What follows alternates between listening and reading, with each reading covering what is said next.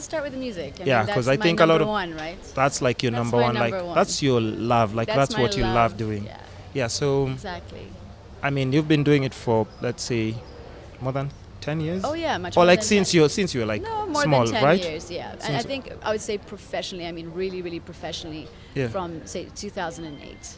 From 2008. Yeah. So for people who don't know, I think Alisha is like one of the Kenyan artists who clocked like 1 million views on a video. 54 million. 54 million views. 54 million 54 views. million. It was a collaboration with Lindsay Sterling, listen. That's besides the point. She has 54 million views Yeah. on one of her music videos.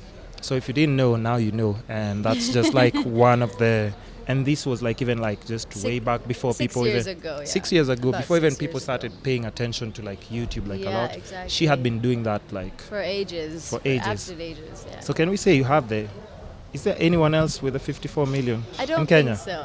I don't think so. So she holds the so. record of the music video with the most views. I mean, you know, I have to.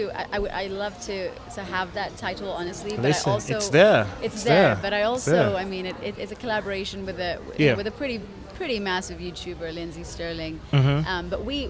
How both did that of come us- about? How did that come about? So Ven Tribe, which was my cousin's new venture at the time, it was a new startup.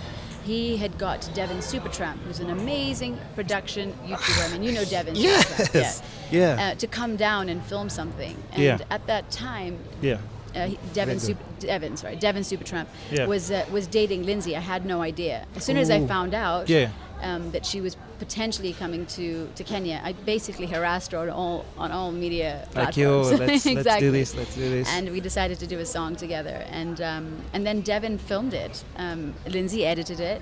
We took her all around Kenya. It was such an amazing experience. Super raw, no planning for So this. jealous. For this video, you know, we just had the song that we recorded, and we had no idea that it would just go viral. We had no idea. We really had no idea. Super Trump. No, because he filmed it, but Yeah, but just the production, even from the production. But she edited it. Lindsay edited it as an amateur editor at the time. Oh no, but it looks amazing. And it looks amazing, right? So we really had no idea that it would Blow up. peak that way. And also remember, Devin wasn't he didn't blow up by then. Oh, he still wasn't. This was six and a half But that years just ago. means like you are hands-on with what's happening online already. Absolutely. I mean, I made online my thing. I Yeah. just decided, look, there's this new platform. How am I going to build the bridge between Kenyan music and international music? How is this small girl, small little tadpole in this, you know, small little pond in Kenya going to manage to make it in some way? And the only way I could think of is using YouTube. So I decided to really dedicate a lot of time, a lot of research, a lot of energy into YouTube. Wow. But yeah, long story short, on that story, that she has the most views on a music video in Kenya. Please watch it. We found Hey. love. I'll put the link down below, so make sure you watch it. Yeah. So talking more about music, I noticed like you sort of like have moved away from like mainstream music. You prefer doing like more Singer-songwriter. Singer-songwriter, like small acoustic settings and Yes, stuff. for Like, sure. what made you move in towards that direction, or why did you choose that path? And like, let's say, like, you know, I don't need to do like Massive big gigs and- or just even like mainstream music that's playing on radio all the time and everything. Yeah, I mean, I think that at a certain age, I mean, I don't want to sound like I'm crazy old. That's Yeah. not what I mean. Yeah. But your priorities change. You want The to talk things- about your age first? You want to talk about my age? No. Let's. Everyone, you want to guess? You want to guess my age? Oh yeah, no. Let's do the guessing game, because I think this is a thing that we Okay. can do like online. So I'll just put like a poll, Right. and you just guess Guess. like Alisha Popat's age, and if you can get the age right, I think I'll find a voucher or something to treat That's you guys. amazing. Yeah. So Okay. let's do the guessing game. Perfect. But yeah, let's go back to what we're Um, talking about. Yeah. So what were we talking about? Why you decided to like sort of Okay. lean back from like the mainstream, like, you know, working towards like mainstream. Becoming Yeah. So I think, again, you know, you get older, your priorities change, and I just realized that although I love the industry so much, it's incredibly taxing. I mean, and it's a really difficult industry. It's exhausting. It's The Kenyan exhausting. industry. Yes, it really is exhausting. And you know, I just feel like there's a lot of challenges, and it was just getting to a point that my kind of music, the kind of music I love, the kind of music I sing, was never really something that was appreciated, say 6 years ago, for example. Yeah. And now it is. Now Yeah. alternative Yeah, music, yeah. people love Yeah. this sort of stuff. Yeah. But more than that, I just realized that music is really for me. And anything that tarnishes it, anyone that I work with that tarnishes it, anything in the industry that makes me resent music is not worth it. I want music to be with me, to be for me and with me forever. And so I decided to do it the way I want to do it. Yeah. And that is, you know, even if my music inspires or moves one person, but it really moves that one person, then, I mean, what else do I really want in this world? That's what I want. That's what makes sense to me. So you're not even out there trying to look for validation, because I guess a lot of artists are always, that's what they want. We're always looking for validation, Yeah. for sure. I mean, I Yeah. think, you know, the thing that's always been with me is that everyone calls me the cover queen because I cover every song. Oh yeah. And, yes. And there are not a lot of originals hanging out there. I do have 4 or 5 originals out there, but they were just as singles. But and how you do it, it's just different and amazing. Thank you. And I think the reason why, you know, with originals, you really do want that validation. That is. That is the scary part, right? Yeah. Not everybody is a songwriter. Yeah. I can tell you right now that I would love to think that I'm a great songwriter. I pursued journalism and writing in university, so I'm a good writer, but that doesn't make you a good songwriter. Yeah. And I think I'm still struggling with that, and I'm thinking, you know, if you put your originals out there and people don't like them, then you're not a good songwriter, and thus you're probably not a good, musician. Right. No, and that's been the struggle in my head for so many years. Yeah. And now I'm like, you know what? It's absolutely not the case. I express myself in so many ways. I feel like my music, the tone of my music is super emotional, and that's how I express it. And yes, it's taken a really long time to get that album out, and it is coming, but it's a personal journey. Yeah. It's something that's a testament to everything you've experienced and what's in your heart, and I don't want that to be a pressure on me. And of course I'm looking for validation, but not to the extent that I was, say, 5 or 6 years ago. Yeah, like maybe as compared people to are back going then. to dig my stuff. Not everybody's going to dig it, but people are going to dig it, and that makes me so happy. No, but what you're doing right now, that's like even the trend. It's like almost like the Janae Aiko feeling kind of music. That's Right. what you currently are doing. And Yeah. everybody's like just relating to that, and maybe tapping to your emotions and stuff. Exactly. But you know, as guys, we don't want to look soft, so we can't talk about that. But what do you think about, okay, before like I move from the music side, because we just have like so much going talk on, like about. yeah. So I don't want to dwell on just one, and I really want to make sure I ask everything, you know, with the shortest time I can have, because she Perfect. has some famous shit to do all the time. So what do you think of the current state of like Kenyan music? Yeah. I mean, we could talk it's about been a this debate for this hours, year. Yeah. but I will. I mean, I can put it in a few words, I Yeah. guess, or Yeah. rather a few minutes. Yeah. So you know, where Kenyan music has gone from 6-7 years ago to now is leaps and bounds. I think that our musical scene is exploding in every possible way. People are actually opening their eyes to storytellers, you know, like Tetushani, who is literally, for me, the best musician in this country. People like Maya von Lecko, you know, it's just amazing artists. Yeah. And also Yellow Machine, is it called? Yeah. I think it's a band of, are they 3? Yeah, it's an indie. I mean, these are the such indie, exactly. Yeah. And also, you know, we have heavy metal at the moment. We have everything. We have EDM. We have a house. We have everything. Exactly. So I think that in terms of like how music is exploding in this country, it's just beautiful to see, and we're at the right place at the right time. But all of this talent,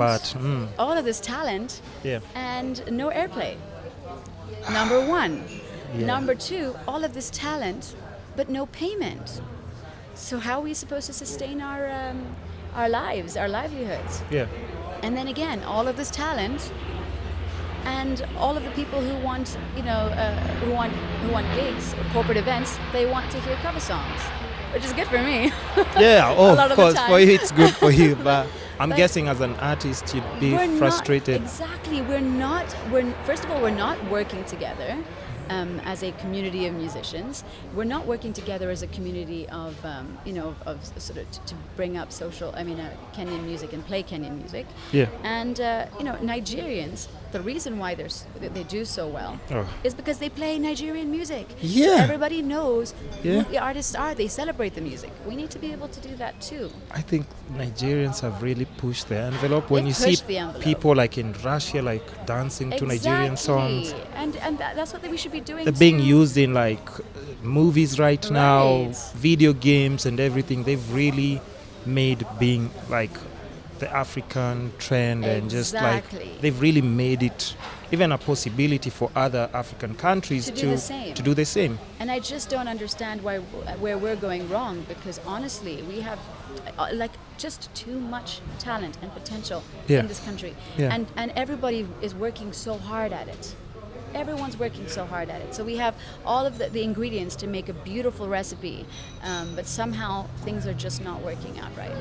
So I mean, do we say that there's a possibility of change right now? Because everybody has been singing the same song for over like probably 3 years And now. nothing is happening. There's no more airplay of Kenyan music. There's no more better payment when it comes to artists, not Right. unless it's from people like Safaricom who like Exactly. have really changed Change like, the game. Like it changed the game, even musicians' lifestyles and everything.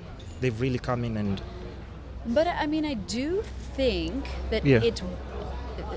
there's potential for that change, but I think it's just a lot slower than it should be. yeah.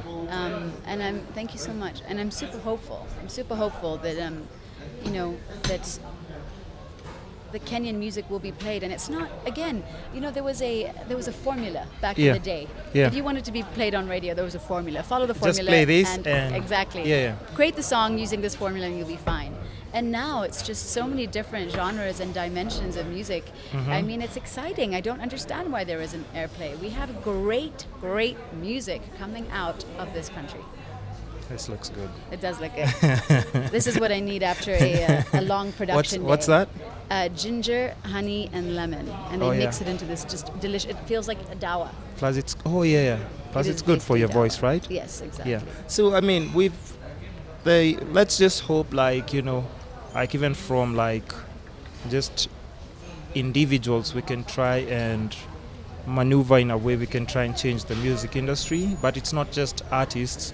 It has to be part of the government. Of course. All these like associations that have been Radio, put in place. TV. Yeah, radio. It starts with us. So It starts with us. We there's- can do it. There's nothing wrong with Nigerian music, but you also have to understand if you listen to it repeatedly, you will get influenced by them. So they are not doing anything wrong.